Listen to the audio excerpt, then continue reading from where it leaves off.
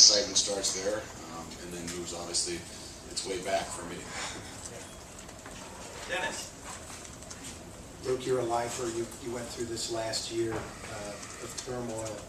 How much did you know that Ohio State was going to be able to sustain itself to this point, to land this type of class, and just move on? Well, I think the entire year our focus was on making sure that we did the best job in state in our 250-mile radius, because Ohio State is so much bigger than any situation. So we knew that those are the guys we always had to focus on. Those are the guys that knew what this place was about, not just the things that have happened in the last 6 months.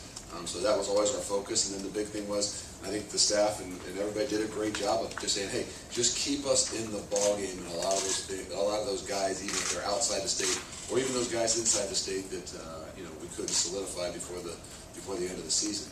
So you got to give them a lot of credit to, hey, just keeping our foot in that door that I kept saying all year, that hey, when there's clarity with what's going on in the program, we'll be in fine shape.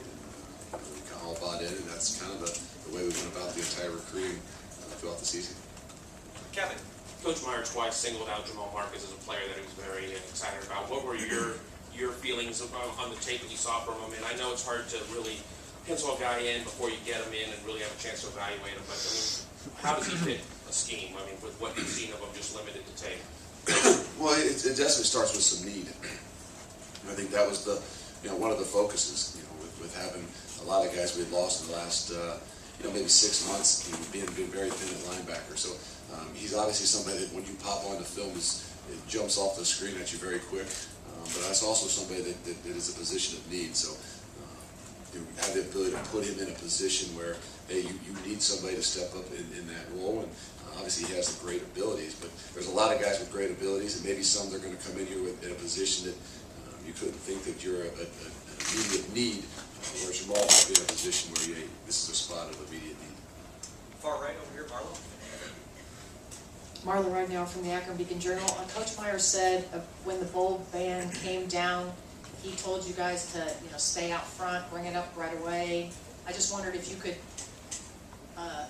like the reaction from the athletes and their parents, were they somewhat taken aback by the fact that you guys were, so proactive and talking about it right up front? Yeah, I mean, honesty is always going to win out in the long run. And, it's something that it's something that was a shock a little bit to all of us. And, but to be honest, to be out front, to try and get a hold of them as soon as possible, you'd already built that relationship, and I think they had enough confidence in you that they knew who you were, and that they were really interested in seeing how honest you were with them, and you didn't try to sugarcoat or beat around the bush. So I think it paid off for us in the long run. And then for those young guys, it's something that, like I said, down the road that we tried to sell, hey, it's a one-year thing. So we got a lot of things to come, and as long as you stay strong and stand up, that 1 year is not what's going to make you here at Ohio State in this program. Far left, Bill. Luke, could you break down the 4 defensive linemen, which you like about each of those guys?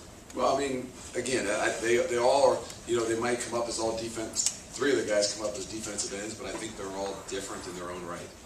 Obviously, Noah Spence being a guy that, is probably a little bit more of a linebacker size right now at 230, 35, 40 pounds.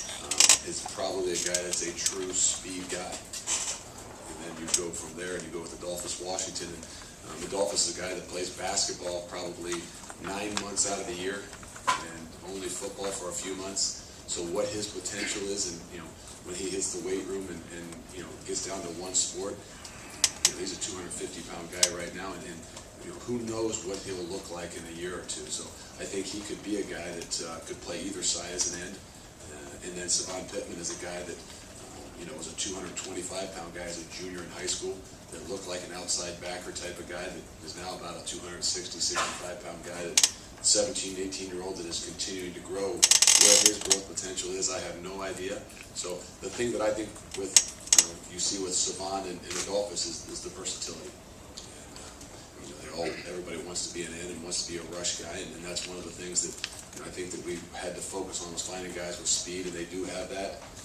But who knows within a year or two what exactly their bodies will do.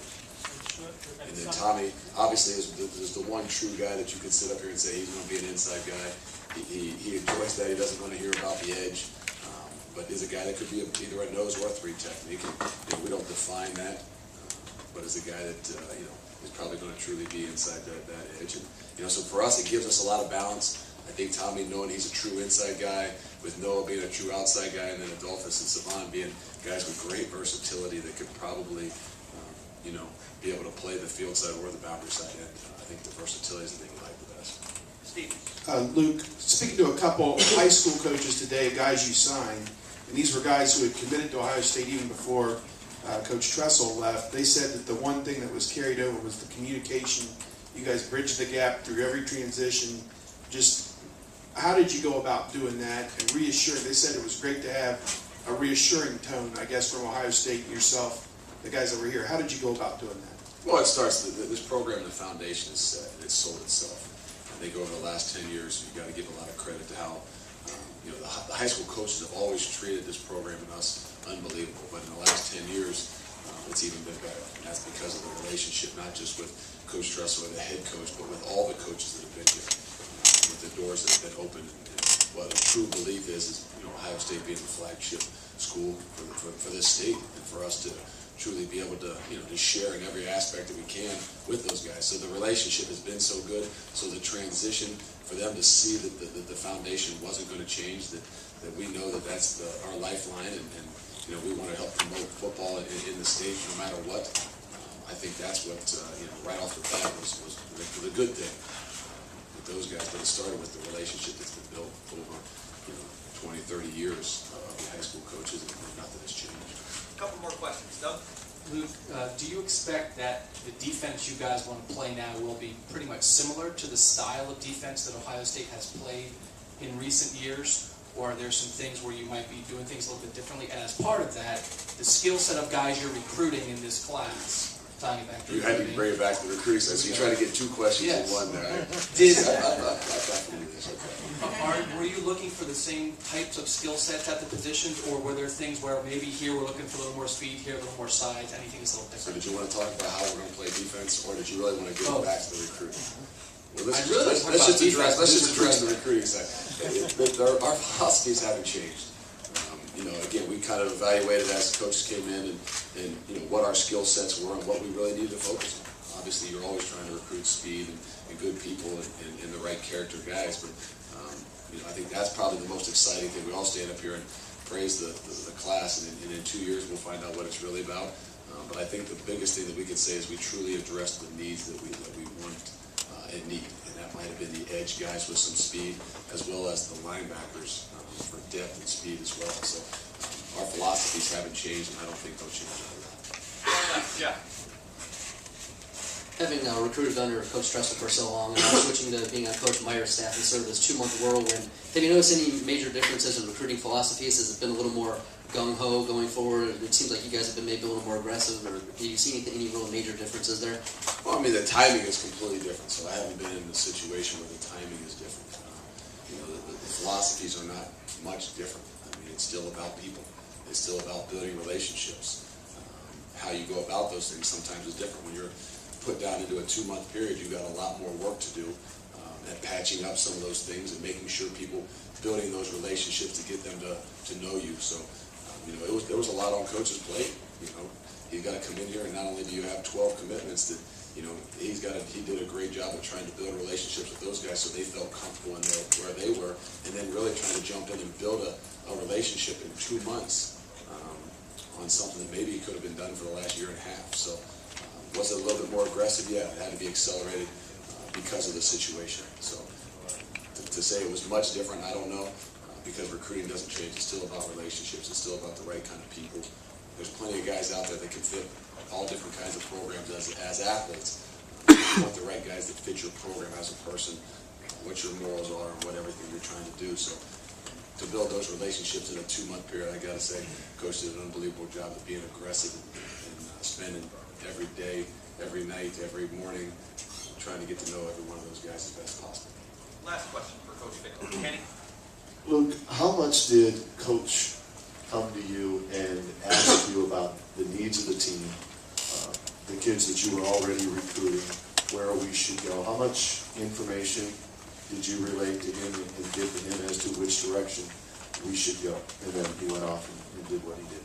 Well, Coach, I mean, obviously, he is very thorough, and he had done his evaluation before he ever got here, at what he had seen and what he thought we had needed.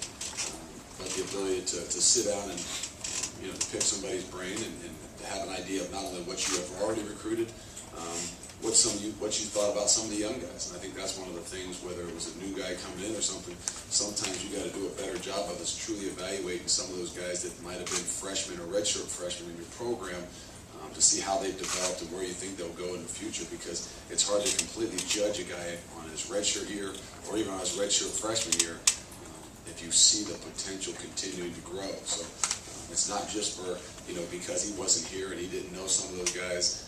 There's also